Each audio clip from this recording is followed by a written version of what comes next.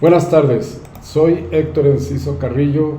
En estos días que corren del mes de mayo, la Asociación Latinoamericana Rusa, ALAR, dio a conocer una convocatoria para que todos los latinoamericanos que tengamos algún material cultural que se refiere al Día de la Victoria, que se celebra cada año el 9 de mayo, participemos con alguna poesía, algún video, alguna pintura, etc.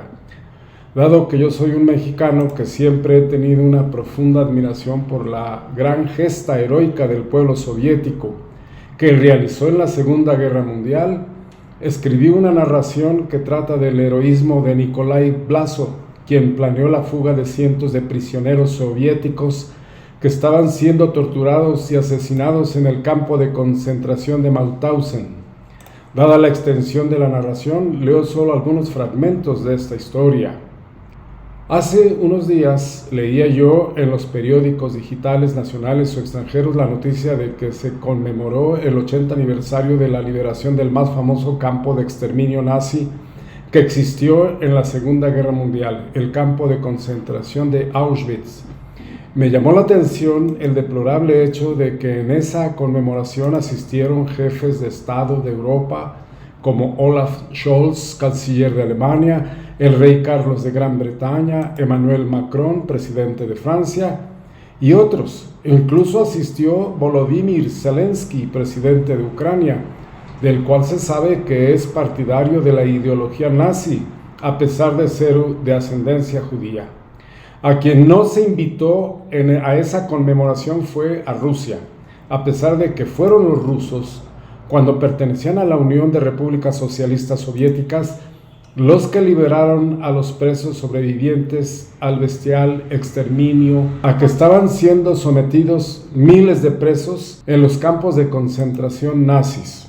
El personaje central de esta historia es Helmut Holliger, el cual nos narra cuando perteneció a las juventudes hitlerianas. Para mi desgracia, dijo Holliger, me mandaron a un campo de concentración que estaba en Austria, se llama Mauthausen. Ahí vi los peores horrores que puede sufrir cualquier ser humano. Ese campo de exterminio existía desde 1938. En Mauthausen, los presos eran obligados a trabajar como esclavos en fábricas de municiones, producción de armamento. Incluso ahí se ensamblaba el avión de combate ME-262, el avión más avanzado, pero que empezó a fabricarse hasta 1944. El trabajo más brutal que tenían que realizar los prisioneros era el de la mina de granito. Ahí se extraían bloques de granito para distintas construcciones, incluso de otros lugares lejos de Mauthausen. En Mauthausen ocurría en cualquier momento. Por ejemplo, a diario podíamos ver a prisioneros que caían muertos en los escalones de la muerte. Ahí había prisioneros mal alimentados que tenían que llevar una carga de bloques de granito, subir los 186 escalones hasta 7 veces en un día. Y yo pude ver a varios presos caer rodando por los escalones y morir.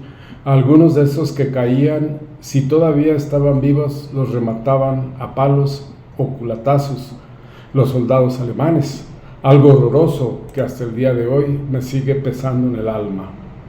A pesar de que en las juventudes hitlerianas nos habían adoctrinado para sentirnos como la raza que puede eliminar a otras razas, que podríamos cometer cualquier tipo de abuso, tratándose de los que se consideraban enemigos del pueblo alemán, yo sentía un remordimiento, sentía que eso que estábamos haciendo no era de seres humanos buenos. Recuerdo cuando fueron fusilados 26 prisioneros, eran búlgaros, polacos y húngaros. Ahí, en ese grupo, había un jovencito de 15 años, muy delgado, que se me quedó mirando fijamente a los ojos. No sé por qué a mí me miraba sin apartar en ningún momento su vista. Era un niño húngaro. Su mirada no era de súplica, no era para pedir misericordia y pedir que no lo mataran. Más bien era de un odio infinito, y a su vez su mirada parecía decirnos que por fin se liberaría del infierno que estaba viviendo. Nunca he podido olvidar aquellos ojos negros de un jovencito que casi era de mi edad y que iba a morir. Nadie se atrevió a tratar de fugarse del campo de concentración excepto los prisioneros soviéticos.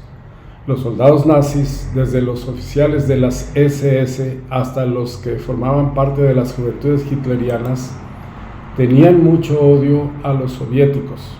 Del ejército alemán sabían que Alemania estaba perdiendo la guerra y sabían que quienes los habían quebrado eran los soviéticos. Pues primero la Wehrmacht había intentado tomar Moscú y ahí los rusos los rechazaron. A la ciudad de Leningrado la sitiaron los nazis casi 900 días y jamás lograron vencer a los rusos. Se sabe que murieron de hambre cientos de miles, pero la ciudad defendida por los comunistas jamás se rindió. Hitler quiso quebrar a los soviéticos tomando las fuentes energéticas que se encuentran en el Cáucaso. Quería apropiarse del petróleo y el gas de los soviéticos y dejarlos sin combustibles para que así se debilitaran y perdieran la guerra.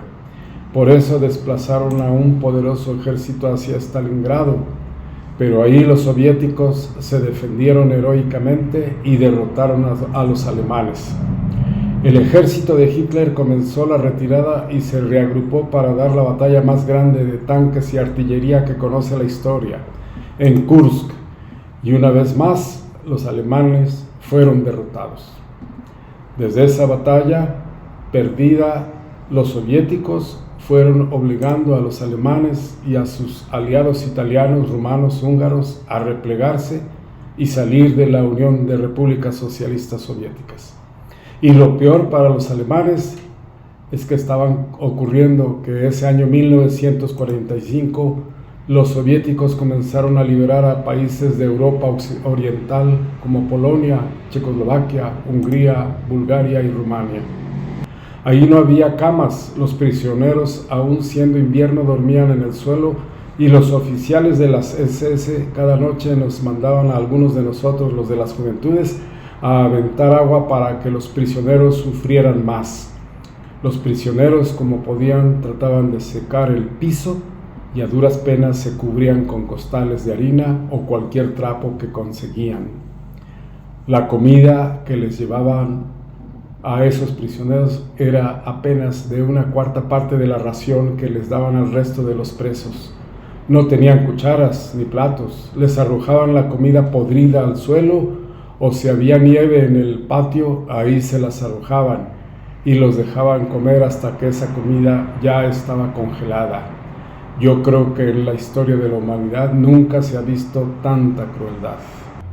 Llenos de heridas, algunos con huesos rotos, la mayoría con la piel de la cara desprendida, monstruosamente hecha pedazos, pero todavía conscientes, así se enfrentaron a sus últimos minutos de su vida.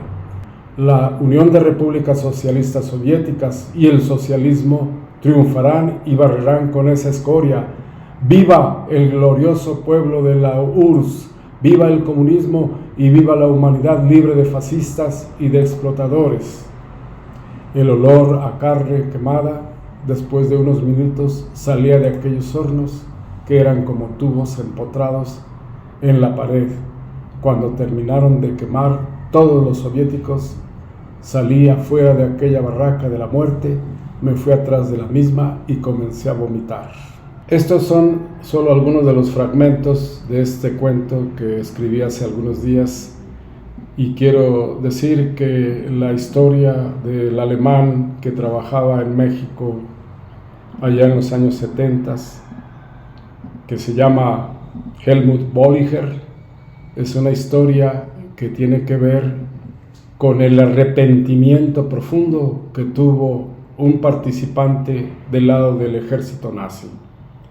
Bolliger termina diciéndoles a sus interlocutores que Helmut Bolliger, se casó en México y él, en sus últimas palabras que les dirigió a los interlocutores en el cuento, señala que él conoció aquí la felicidad y que logró de alguna manera superar sus problemas de arrepentimiento, de culpabilidad que lo embargaron muchos años por haber sido partícipe en esa gran masacre, en ese genocidio que realizaron los nazis.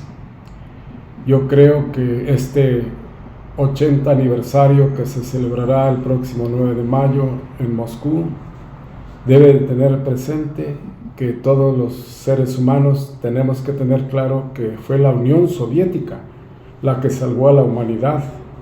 Ahora es muy común ver que toda la prensa occidental trata de explicar, trata de lavar el cerebro de miles de millones de personas, haciéndoles creer que la Unión Soviética tuvo una participación mínima, mientras los salvadores fueron los estadounidenses, pero eso es falso.